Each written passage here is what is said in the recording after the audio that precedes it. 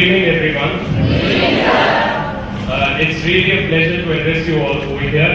और future doctors के साथ में इतनी देर बैठकर काफी अच्छा लगा। पर कुछ बातें मैं आपसे बोलना चाहूँगा which I missed seriously. मैंने अपने इस छोटे से करियर में कई सारे डॉक्टर्स को बनते हुए देखा है।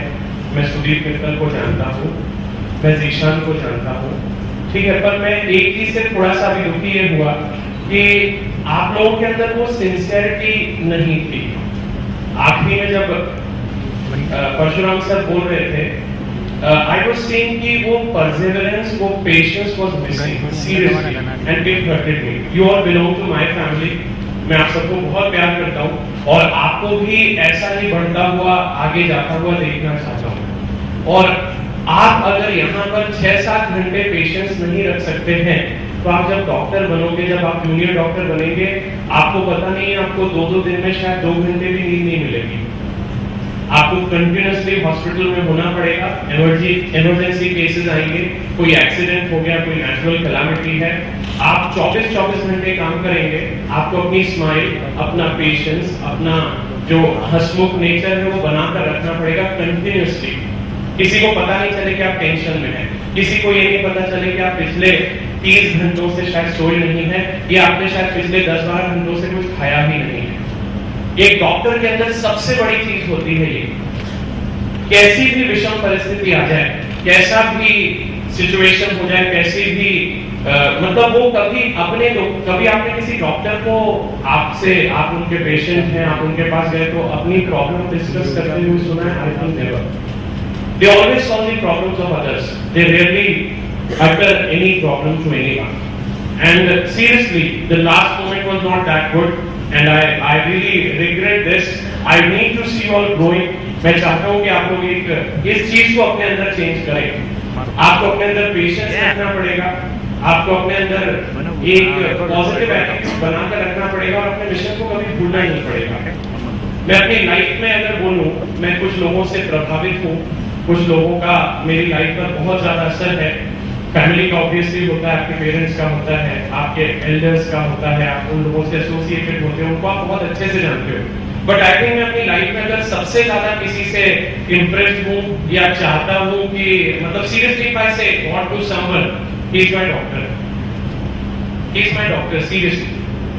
आपको बताता हूँ, मैं आईआईटी के लिए मैंने बहुत प्रिपरेशन करी थी, किसी कारण से मुझे ड्रॉप लेना पड़ा। मैंने ड्रॉप में भी बहुत ज्यादा मेहनत करी, खूब पढ़ाई करी, और एग्जैक्टली एग्जाम के 10 दिन पहले मेरा सीवियर एक्सीडेंट हो गया।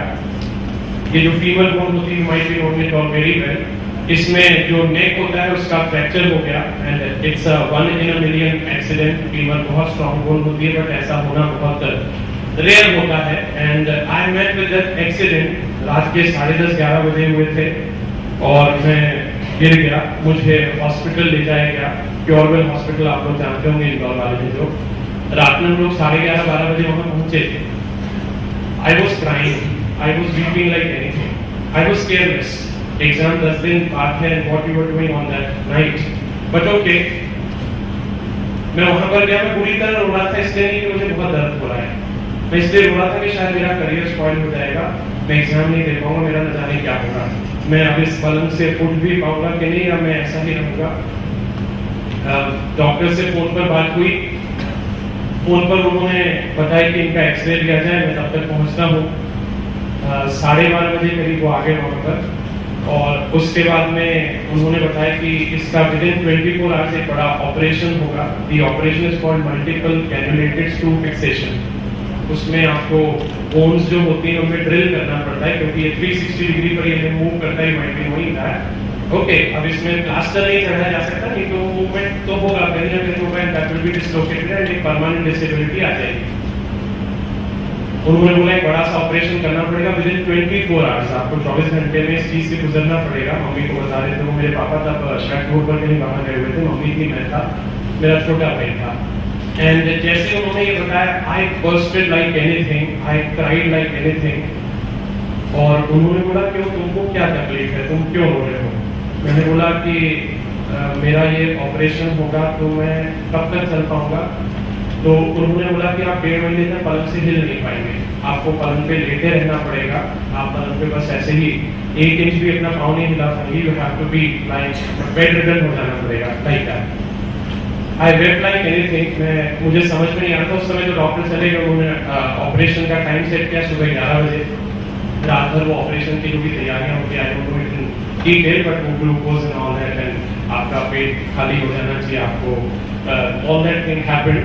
और मॉर्निंग में जब ऑपरेशन की देर, I wait for the whole night कि शायद मेरी जिंदगी में इंजीनियर बनना नहीं लिखा है। That was my big dream कि मैं इंजीनियर बनूं, पर मुझे नहीं लग रहा था कि मैं बन पाऊंगा। एंड जो लास्ट होप थी वो भी कि मेरा ड्रॉप ईयर था, आई स्पॉइल्ड इट, मैंने केयरलेसनेस की और इस स्थिति पर आ गया।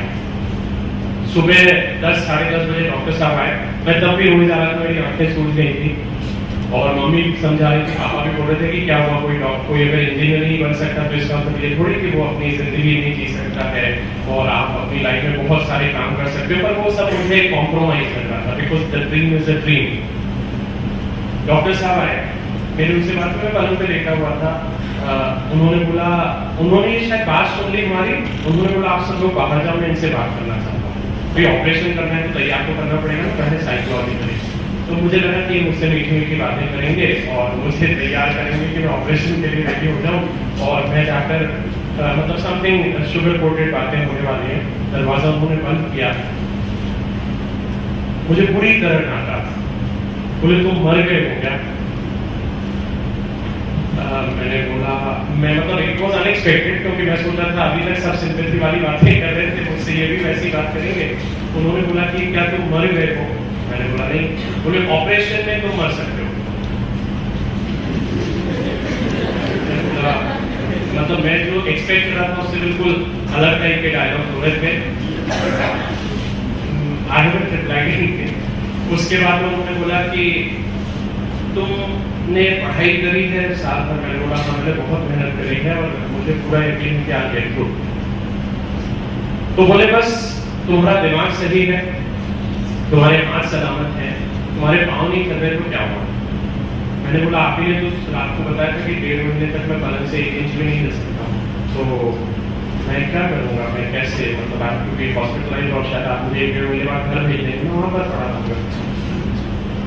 बोले नहीं, मैं लिख कर दे दूंगा कि और मेडिकली फिट, आप बिल्कुल परफेक्ट हैं, आप एग्जाम दीजिए।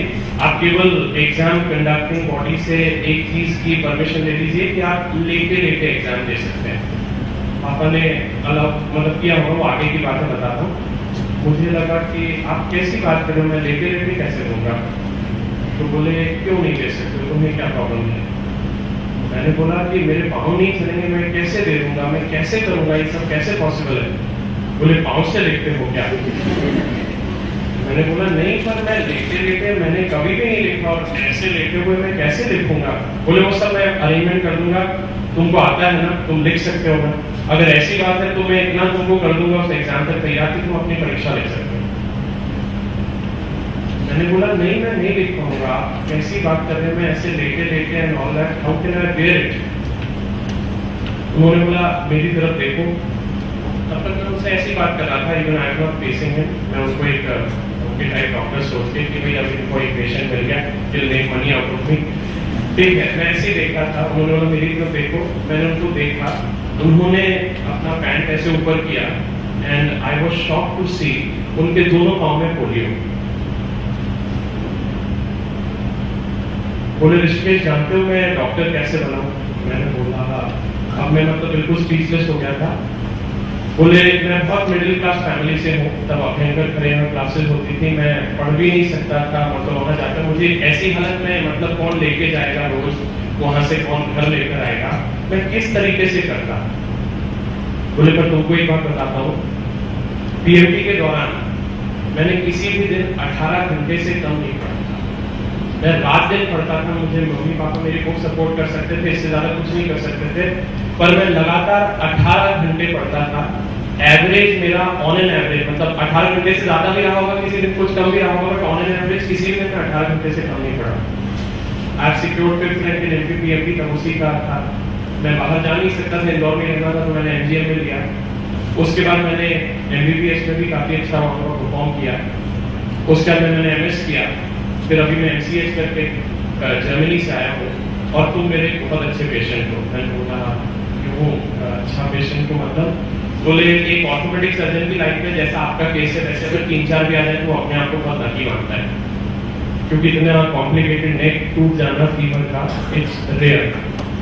मैं वो सब तो भूल गया, मैं उनकी हालत देखकर मुझे ये लगा कि हाँ सही में मैं मर नहीं गया हूँ, मेरे अगर दोनों पाँव नहीं चलते तो क्या हुआ। वो इंस्पिरेशन थी शायद, और उस डॉक्टर का टेस्ट था मेरे, मतलब उन्होंने जो मुझे छुआ था, मैं सही में मतलब it is very emotional to me. मैं शायद मेरी किस्मत में इंजीनियर लिखना बनना नहीं लिखा था, क्योंकि बनना होता मैं पहली बार बन जाता, कुछ प्रॉब्लम हो गई थी फैमिली, सेकेंड टाइम मेरा एक्सीडेंट हो गया, पर शायद वो पारस पत्थर ही था जिसने मुझे टच किया और मैं इंजीनियर बन पाया। सीरियसली बोल रहा हूँ, कभी भी इस बारे में सोचता हूँ तो हालत खराब हो जाती है। मैं कभी डिप्रेस होता हूँ, डाउन होता हूँ तो उनके पास चला जाता हूँ, उनसे मिलकर आता हूँ। मुझे लगता है कि सब कुछ संभव है। आप अपने आप को किसी भी तरीके से कम कैसे आंक सकते हो? आप ऐसा कैसे, आप किसी भी समय आपका सपना आपकी आंखों से दूर कैसे हो जाता है? He was at that time, he was at the age of 34 or 33 जब उन्होंने मेरा ऑपरेशन किया, MCH करके आए थे, और मतलब ऑर्थोपेडिक्स में उनका बहुत अच्छा नाम है आज भी।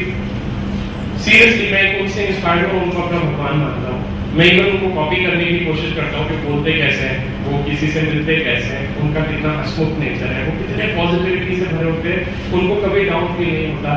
अभी मुझे फिर बैकबोन में थोड़ा पेन होने लगा था, मैं उनके पास गया और शायद आधा दर्द तो उनको देखकर भी दूर हो गया। मैं आपको बस एक चीज ये बताना चाहता हूँ कि डॉक्टर होना एक बहुत बड़ी जवाबदारी है। आप इसको एक बेसिक चीज है, कोई other type of career, even engineering, कुछ भी मैं बोलूं, उसको अगर मानकर आप उससे कंपेयर करते हैं तो आप एक बहुत छोटी चीज कर रहे हैं। To be a doctor is a big responsibility. मैंने उस डॉक्टर को कभी हताश, उदास, कभी डाउन कभी भी नहीं देखा। आपने त्रेहन, डॉक्टर त्रेहन की स्टोरी सुनी थी, आपको एसबी सर ने बताई थी। The doctor spent 12 hours every day in operation theater। आप सोचो जो करोड़ों में कमा रहा है, आज वो अगर घर भी बैठ जाए तो कोई प्रॉब्लम नहीं है। इतना अर्न कर चुके हैं कि अब आज के बाद मतलब वो आराम से अगर वो जो उनको एंजॉयमेंट मिलता है वो सारा भी काम करें तो I think he can live his life very freely, और उनके पुश्ते भी आराम से जी सकती हैं, उसमें जी नहीं सकती, लग्जूरियसली रह सकती हैं। पर वो कौन सी बात है जो आज भी उसको मजबूर करती है कि आप 12 घंटे ऑपरेशन करिए? क्या पैसा कमाना? मेरे हिसाब से बिल्कुल नहीं, क्योंकि वो उस लेवल पर आ चुके हैं कि पैसे की कोई वैल्यू नहीं है उनके लिए। प्रेसिडेंट ऑफ इंडिया जब उनको लेटर लिख के बुलाता है कि आपको कोई टैक्स नहीं देना पड़ेगा, बट कंट्री नीड्स यू, आपको इस कंट्री में रहना जरूरी है, इस देश को आपकी जरूरत है, बहुत बड़ी बात है। तो to be a doctor is a big responsibility. एक डॉक्टर होना एक बहुत बड़ी जवाबदारी है, ये छोटा मोटा करियर नहीं है। इंजीनियर हजारों मिलेंगे, कॉमर्स ग्रेजुएट्स हजारों मिलेंगे, बट एक सही डॉक्टर बहुत बड़ी बात होती है। अभी आपको सबको सेकेंड वॉट बोला गया, ठीक है, but I think the last moment was not that good, you miss it. I want to see that, I want to seriously see that कि आगे जाकर ये चीज मैं भी बता रहा हूँ कि नहीं, I have been in contact with such wonderful doctors, मुझे बताकर पकड़ो, ये चाहता हूँ, मैं ये देखना चाहता हूँ, और आप सबके अंदर वो बात है, पर वो सिंसियरिटी, वो सीरियसनेस, वो डिटर्मिनेशन, वो परसेवरेंस आपको लाना पड़ेगा। मैं आपको कुछ छोटी मोटी बातें और बताऊंगा। सुदीप मित्तल को मैंने देखा है, अर्पित राव को मैंने देखा है, जीशान को भी रिसेंटली देखा है। इन सब बच्चों में क्या खास बात थी? एक मेडिकल में जो बच्चा सिलेक्ट होता है और एक रिजेक्ट होता है, बाउंड्री पे होता है या काफी अच्छे मार्जिन से रिजेक्ट होता है या सिलेक्ट होता है, टॉप करता है, इनमें क्या बात होती है? क्या ये आसमान से अलग टाइप से अलग मोड में बनाए गए हैं? मैं बोलूँगा बिल्कुल नहीं, very normal, but only thing is orientation. रात दिन सोते जगते उनके मन में बस एक सपना होता है कि मुझे ये बनना है, और इसलिए नहीं कि बड़े बड़े पैकेजेस में खूब अच्छी सैलरी है, उनके अंदर एक डिजायर होता है टू वर्क फॉर ह्यूमैनिटी। मैं बहुत आइडियलिस्टिक बात कर रहा हूँ, बट मैं सही में बोल रहा हूँ, डॉक्टर होने में सबसे बड़ी चीज इस चीज की जरूरत है, और आपको अपने अंदर ये डिस्कवर करना पड़ेगा। सुदीप मित्तल एक ऐसा बच्चा खार से आया था, 11th क्लास में उसने जीटी में एडमिशन लिया। I been in contact with him through these 2 years जब वो पढ़ता रहा वहाँ पर। क्या खास बात थी उस बच्चे में? वो कौन सी बात थी जो बाकी सबसे उसको अलग करती थी? आप सब जानना चाहिए, मैं आपको जरूर शेयर करना चाहूंगा, because I also want to have someone, and why to say someone, I want to have many of you like him. खास बात ये थी, मैंने उसको कभी भी क्लास में आपस में किसी और से बात करते सुना ही नहीं। वो कभी भी अपने बेस्ट फ्रेंड के साथ नहीं बैठता था। उसका एक बेस्ट फ्रेंड था अश्विनी, एक था मुझे नाम मैं भूल रहा हूँ अभी, इन 3-4 लोगों का ग्रुप था, अर्पित भी था। तो कभी भी इन लोगों के साथ नहीं बैठता था। जब वो क्लास में होता तो इंडिविजुअल अकेला होकर बैठता था, और टीचर और वो और शायद क्लास में कोई भी नहीं। मैंने हमेशा उसको वैसा पाया, अकेला। प्रॉब्लम दिया, अकेले सॉल्व करना है, कंसेप्ट सुनाया जा रहा है, समझाया जा रहा है, अकेले समझना है। एक चीज जो मैं मेडिकल बैचलर में अभी भी पढ़ाता हूँ, तो एक चीज नोटिस करता हूँ, यू ऑलवेज हैव थिंक कि भाई मेरा सपोर्ट सिस्टम मेरे साथ में होना चाहिए, मेरा फ्रेंड मेरे पड़ोस में होना चाहिए। मैंने आधा समझा, आधा उसने समझा, मिलकर हमने कंप्लीटली समझा। पर आपको ये नहीं पता जो आपके फ्रेंड ने समझा, जो आपने समझा, पूरी तरह समझा भी गया कि नहीं, उसमें ही कुछ गड़बड़ी तो नहीं थी कि आपने अपने फ्रेंड से कुछ लिया, कुछ आपने किया और वो कुछ का कुछ हो गया। This thing matters. Be an individual, you have to fight your battle alone. सबसे पहले इंडिविजुअल बनिए। क्लास में टीचर है, आप है और कोई भी नहीं, ये सोच कर बैठिए। गलती से भी पड़ोस में बात मत करिए। अपने आपका टीचर और आप और कोई भी नहीं, उस 1.5 घंटे के लेक्चर में और कोई होना ही नहीं चाहिए, कोई और हो ही नहीं सकता। आपका लक्ष्य आपको दिखता है और आपको उस लक्ष्य तक पहुंचने का जरिया समझ में आ रहा है, सामने वाला टीचर, उसके साथ फेथ रखिए और उससे वो जो बताना चाह रहा है वो सब लेने की कोशिश करिए। Never go for those humming thing, collaboration work, मिलकर काम करना। क्वेश्चन दिया गया है तो उसको मिलकर डिस्कस करना, it's not good, it's seriously not good. Whenever doctor goes for an operation, उसके असिस्टेंट्स होते हैं, पर उसका कोई पार्टनर नहीं होता कि 50% आप ऑपरेशन करो, 50% मैं करता हूँ। वो इंडिविजुअल की तरह काम करता है। He has to be one man show there, बाकी सब असिस्ट करते हैं। I think I'm right, है ना? तो एक चीज मैंने जो सुदीप मित्तल ने देखी थी, वन मैन आर्मी। मैं खुद अपनी कमियां जानूंगा, किसी दिन क्वेश्चन पूछा जाए नहीं बनेगा, okay, but I prepare for my self. मैं उसको अपने हिसाब से प्रिपेयर करूंगा और इस तरीके से आगे बढ़ूंगा। एक बात ये थी। दूसरी बात मैं बोलूंगा, उस बच्चे ने शायद 100% क्लासेस अटेंड करी नहीं, उसने शायद 120% और 150% क्लासेस अटेंड करी। ये कैसे? ये ऐसे कि कभी उसको लगा कि यार सर ये वाला टॉपिक मुझे थोड़ा सा वीक लग रहा है, मैं इसमें और आगे बढ़ूं क्या? तो बोला हाँ बढ़ना